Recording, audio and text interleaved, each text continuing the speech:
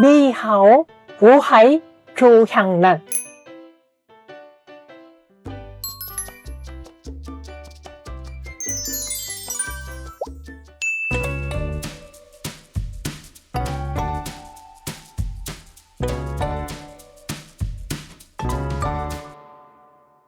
그 복숭아도 자두처럼 나오는 출하 시기가 짧습니다. 내가 좋아하는 품종을 만나면 열심히 먹으라고 얘기를 합니다. 다른 과일은 예를 들어 사과, 그럼 부사라는 품종 아시죠? 근데 그 품종은 오래됐습니다. 몇십 년 갑니다. 근데 복숭아는 빨리빨리 품종의 변이가 많이 돼서 새로운 품종이 계속 자주 나옵니다. 품종이 안 좋은 게 사라지고 또 새로운 게 나오고 하는 게 복숭아입니다. 자, 한국에서는 복숭아를 크게 두 가지로 나눕니다. 딱딱한 복숭아, 부드러운 복숭아. 그리고 노란 황도, 하얀 백도. 그래서 자기가 어떤 걸 좋아하느냐에 따라서 골라 드시면 됩니다. 한국에서는 이 황도 종류가 백도보다 가격이 더 비쌉니다. 한국에서도 보통 7월, 8월, 9월이 제철입니다. 보면 자두처럼 이 봉합선을 중심으로 밸런스가 맞아야 됩니다. 그리고 햇빛을 보는 쪽이 기포 형상처럼 나 있는 게 좋습니다. 그리고 여기에 솜털이 약간씩 있는 게 좋습니다. 조금만 상처가 너무 빨리 퍼지기 때문에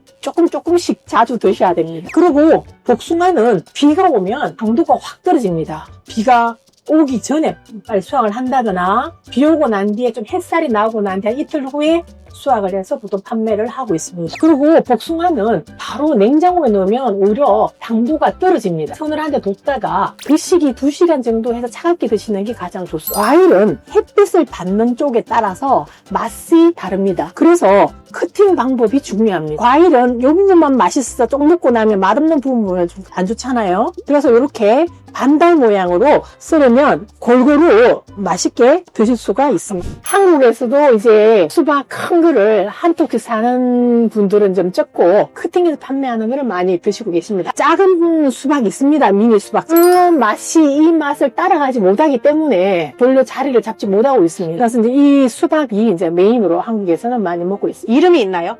이게? 네. 이름? 왜냐면 홍콩은 또 이제 수입이 많아가지고 주로기 공원이라든지 뭐 기타 등등의 별명이 있는지요. 별명은 나 처음 들어봤어. 이번에 가서 이름 하나 지어주시죠. 샤인바스켓처럼. 수박은 옛날에는 이제 노지에서 많이 생산을 했습니다. 한국에서. 그래서 보통 수박 그러면 7월달, 8월달 많이 먹었습니다. 그런데 특히 이게 수박은 물이 들어가면 안 되니까 날씨 문제 때문에 지금은 한국에서는 모두 하우스 재배를 하고 있습니다. 그 하우스 재배를 한다는 거는 온도를 막아주기 때문에 온도가 한 15도 정도 더 높아진다고 볼 수 있어요. 그래서 출하 시기가 4월 말부터 맛있는 수박이 나옵니다. 올해 맛있는 수박은 5월, 6월이 맛있습니다. 그리고 이제 수박은 비가 오면 빨리 맛이 떨어집니다. 그래서 저희들 같은 경우는 다음 주 일기예보를 봅니다. 비가 오면 비가 오시면 빨리 수확을 합니다. 비가 끝나고 난 뒤에 햇빛이 나고 이틀 후에 수확을 합니다. 이게 복숭아나 이거는 그 날씨에 민감하기 때문에 날씨를 보면서 과일을 구매를 합니다. 그래서 이제 수박은 여러분들 요게 호피무늬라고 합니다. 요 부분이 까만 부분이 조금 더 넓은 게 좋고요. 어느 정도 균일한 게 좋습니다. 그리고 색깔이 좀 선명한 게 좋습니다.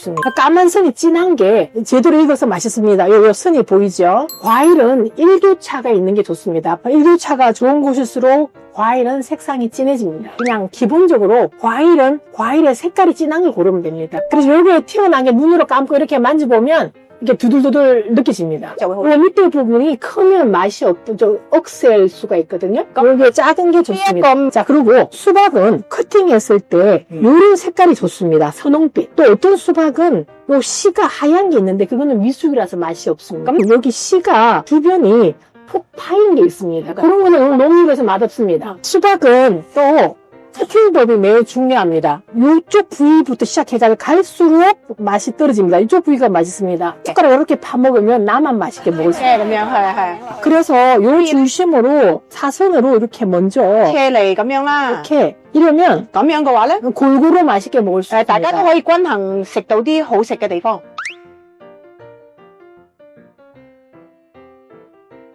엄청난 섬세함이 들어가야지만이 맛있는 메론이 나옵니다. 메론은 6월달, 7월달, 8월달, 9월달, 10월달까지 한국에서는 맛있습니다. 여러분 혹시 그거 아세요? 절대 미각은 20%밖에 없다. 그래서 보통 다른 과일은 큰 차이를 못 느끼면 그냥 맛있다 할 수가 있어요. 근데 메론은 좋은 메론, 나쁜 메론 차이가 너무 커서 맛없는 메론을 오이맛 메론이라고 합니다. 비싼 메론, 싼 메론 가격 차이가 나는 이유가 그 이유입니다. 그래서 이제 메론은 넷트가 굉장히 중요합니다. 그래서 이 넷트를 잘 만드는 게 기술인데 그게 수분 관리입니다. 여러분들 호박 아시죠? 호박. 호박 맨들맨들 하잖아요. 얘도 그래요. 처음에는 호박같이 시작합니다.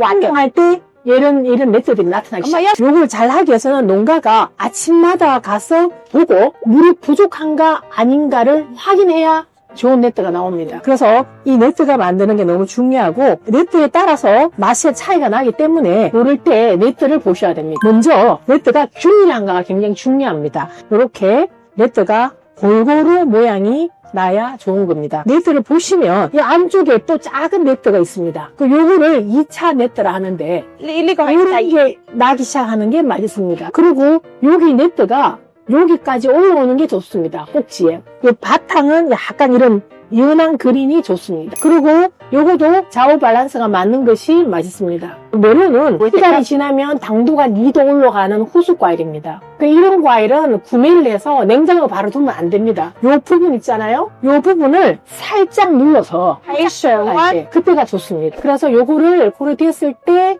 냉장고에 넣어서 시원하게 드시는 것이 좋습니다. 이거는 이제 중심으로 센터도 컷. 그다음에 여기 씨 부분이 있습니다. 여기가 두꺼울수록 맛있습니다. 씨 쪽이 제일 달거든요. 因為咧核嗰邊咧係最甜嘅。 살살만 해도 씨만 벗겨질 정도. 자, 그래서 여기를 咁我哋就咁樣 cut， 반을 자르고 반을 자릅니다. 再 cut 一半。 그러고 난 뒤에 요 끝부분이 맛이 없거든요. 其實咧尾部咧就唔係幾好， 이 부분에 맛이 없기 때문에 좀 잘라내야 됩니다. 자르고 跟住咁樣 cut， 자르면 됩니다. 咁就得啦。 그리고 여기다가 하루 같은 거를 같이 드시면 와인 안주로도 좋습니다. 과일에서 이런 게 있다는 게 좀 놀랍고 즐겁지 않으세요? 오케이. 오늘 여기 이 순간 전까지는 몰랐거든요. 오늘은 저기 대표님 덕분에 많은 걸 배워갑니다. 그래서 과일에 대해서 앞으로는 볼 때 시각이 달라지고 과일을 많이 알고 드시면 더 즐겁게 드실 수가 있어요. 제 얼굴이 들어가는 상품들이 있을 때는 저를 생각하고 알람해주세요. 자, 감사합니다. 아우, 따제살. 또 다시 또 만나요.